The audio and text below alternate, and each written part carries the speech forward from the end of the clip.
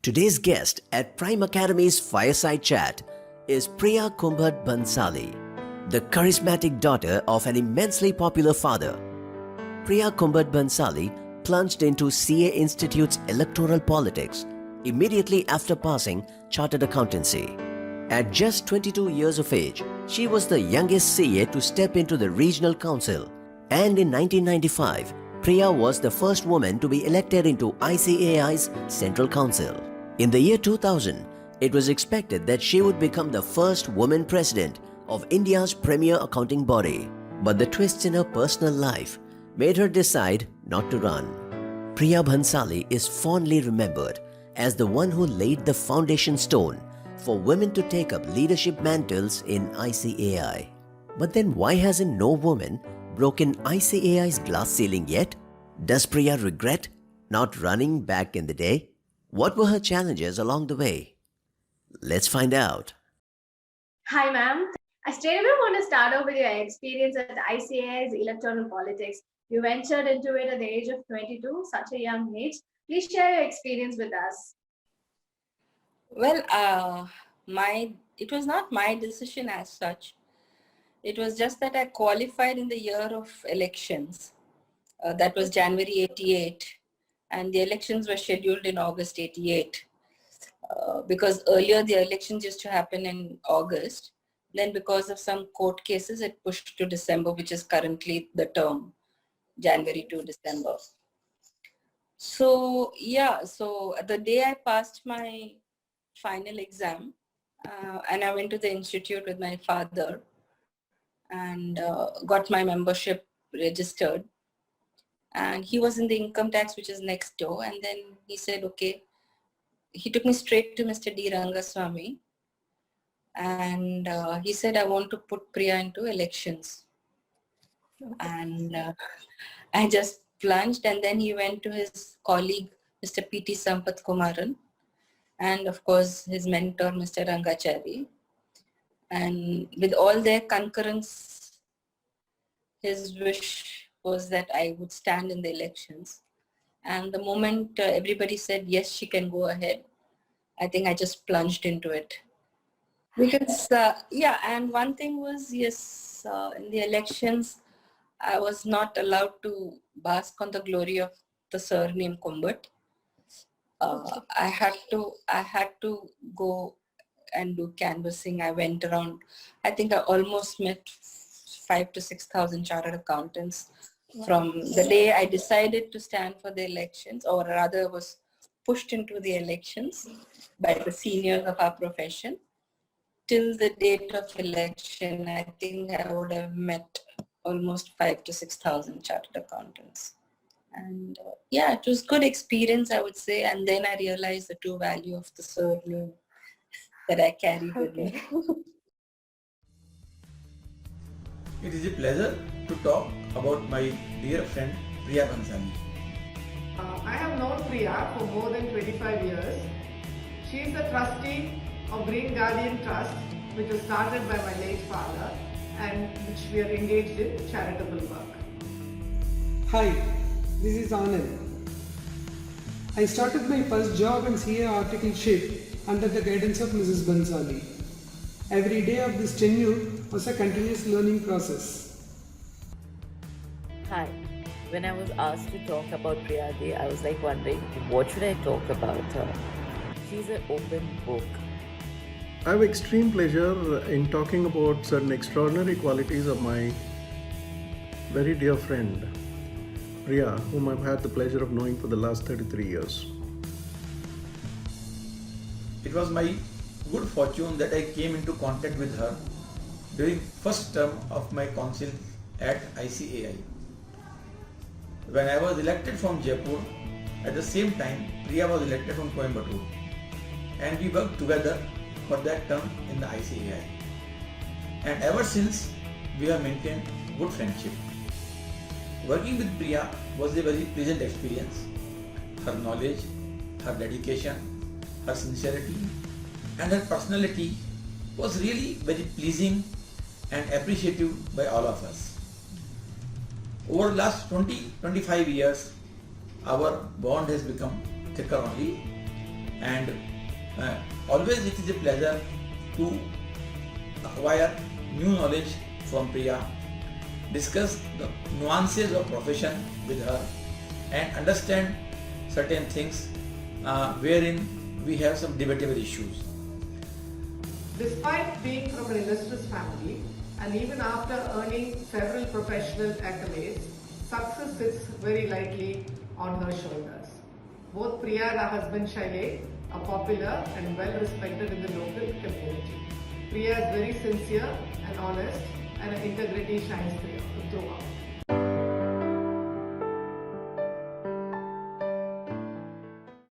The next thing I want to ask you is about your decision to not run for president. We still don't have a woman ICAI president. So looking back, do you regret not running? Not really. I think I did stand for the elections of Central Council in '94 when the election got into some legal issues, and then finally it got held in December. And by then I had also become. I had moved to Coimbatore. Yeah, so because I had got married and I had moved to Coimbatore, I had my daughter Ishita. She was 1 year old, but that didn't deter me from standing to the Central Council elections. And Central Council elections is a different ball game than the Regional Council. And yeah, so as would have, I was fortunate to have been supported by a lot of people, and I got elected, and I was like only 28 when I got into the Regional Council, or 27 and a half. And I was the youngest in the Regional Council and the only lady elected member, first elected lady member. So I was treated, yeah, in the Central Council. So I mean, Regional Council, I was 22. Central Council, Central Council, I was just about 28. And so I was the baby of the council, plus lady of the council, plus and I made very, very good friends who I'm in touch even today.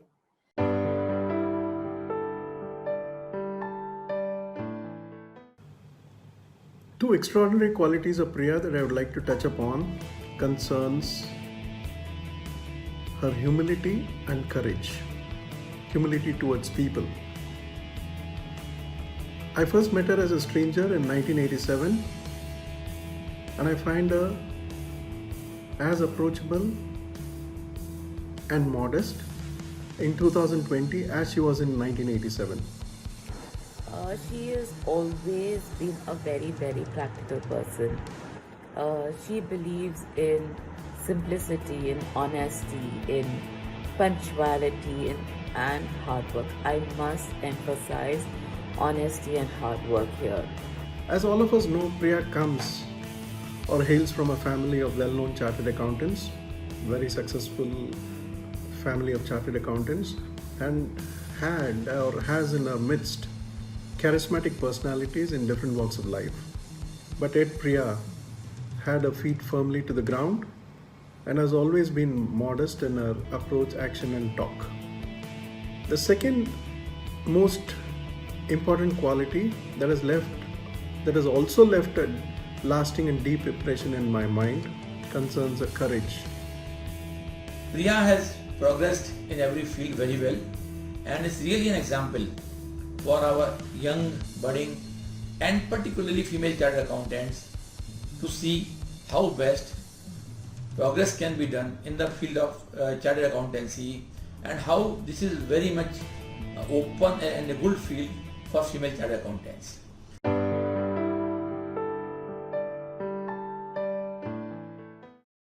What do you think the current bunch of women chartered accountants should do so they can one day helm ICAI? This is a very tough question in the society, actually. Even today, you see USA still not accepting a women president or a vice president. She's standing. And I think the whole mindset of the people around us has to change. And well, maybe if I had recontested, as I told you, I had a good relationship with most of my council members, I think I would have been able to make it. But yeah, it was my personal choice not to recontest the elections. Ever since you came out of that political space, you would have seen a lot of election campaigns, you would have seen a lot of people running. So what are your thoughts on that? Have you ever felt those days were better? I will always say those days were better because I don't know what's happening right now. Yeah, but we do hear from friends and from friends that it is more tougher now and more pressure now and more less. Everybody's looking at what they can get out of the when they can become the president or whatever. But the type of fun and the learning that I have, like we used to go for ice creams together, pans together in the night, and learn together, read together, and we formed a strong bunch of new members in the council. And we were always together, and I mean, and all of them have gone to become presidents, except 2 or 3 of us. Mr. Bhupati, Mr. S.R. Goyal, Mr. Ashok Chandak, Rahul Roy was our first from our batch who became the president. So most of my friends have gone. Ashwajit and I did not recontest, and Nityanand and Mr. Motiwala unfortunately could not make it to the helm of affairs. So we had a good time together.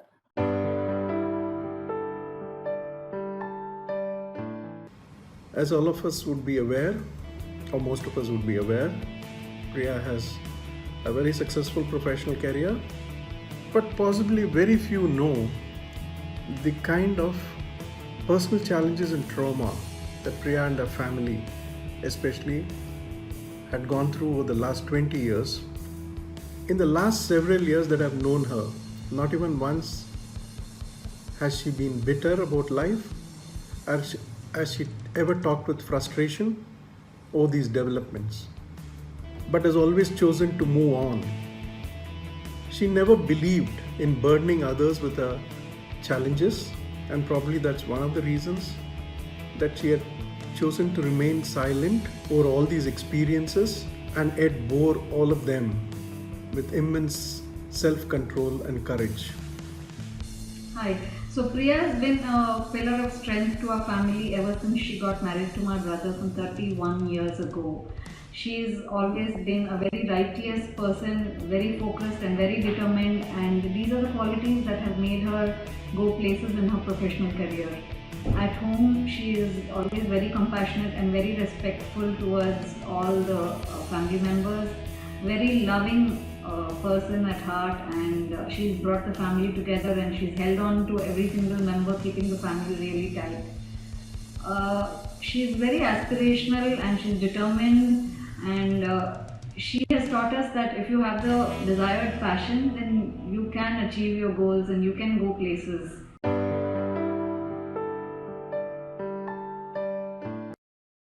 What are your thoughts on nepotism? It's now become a buzzword of the nation. Everything has its pros and cons, but you would have a first-hand voice on that. So can you please share it with us? I would say, why not? Yeah, okay. Why not? And I would say, why not? And it is a legacy which I have inherited great. And it is now challenging. It was challenging, or it is still challenging today to maintain that legacy. So every day it's a fight. See, every day it's a fight. If they say, oh kumbat ponnoa. So, they expect much more from you than they would expect from somebody else. Okay. And yeah, a lot of people have fought up the hard way and come up. But we also have a daily fight, that we have to maintain that legacy. We have to enjoy, capitalize on that legacy. So it's a constant challenge to be able to maintain the legacy. And if my father didn't do it for me, then who else will he do it for? You got elected once based on your father's surname. But after that, I got married, I became Bansali. and still I got elected. So I did change my name. In fact, one of the past presidents said, Priya, you should not change your name. Continue to be Priya Kumbhat Bhansali. It is not my fault to be born to my dad. Yeah, Okay. and therefore I think nepotism is, I don't think plays a, it initially may give you a wedge up or a leg up, but I think it's a tough fight always. It's a tough challenge every time.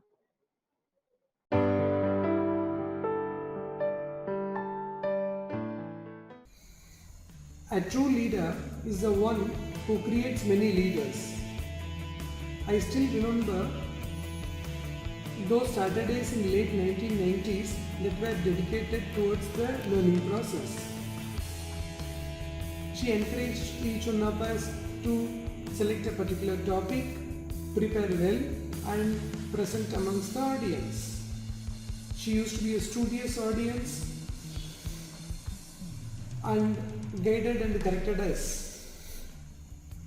In the days to come is when I realized that this exercise was done to do away the stage fear amongst us and to improve the communication skills. I remember Priyadi being very diligent and disciplined about her, let it be her schoolwork or let it be her short college period, let it be her swimming, let it be her CA exams. And even today, she is very diligent and disciplined about her work. I remember during her CA exams, even the smallest of the noise I used to make, and she would go, Belu, shut up, I am studying, you are disturbing me. So, yeah, she was very, very, very hardworking, honest, disciplined and diligent about her work. And she yet is. I am very proud of you, Priyadi, of all your achievements. She faces life's challenges so courageously and confidently. It inspires me. She is my inspiration. She's lived up, truly lived up to the name of Ashok Kumbhat. I remember during my childhood days or my adolescent days, she always used to handhold me. She used to encourage me. And even today, she handholds me and encourages me to come up in life, to become more confident, to become more independent. I know, Priyadi, you are very proud of me too. But I am more proud of you, Priyadi. Thank you.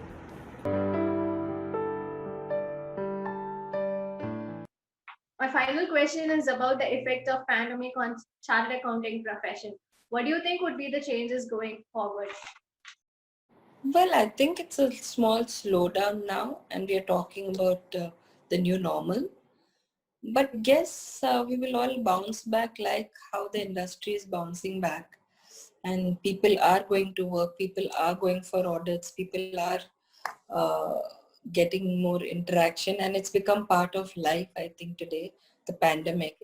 And we're still continuing to do the audits more. Yeah, maybe we are more cautious in our physical interaction, but and the effectiveness, I feel, would come only if we have a personal interaction, especially in terms of audit and in terms of verification. So I think audit will come back to its ways.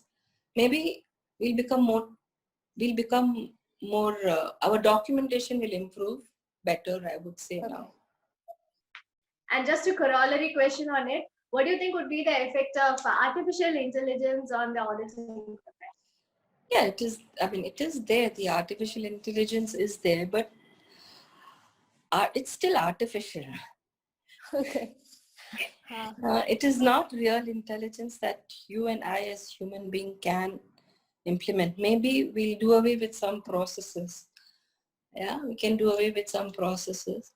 But ultimately, it's the human intelligence which will matter.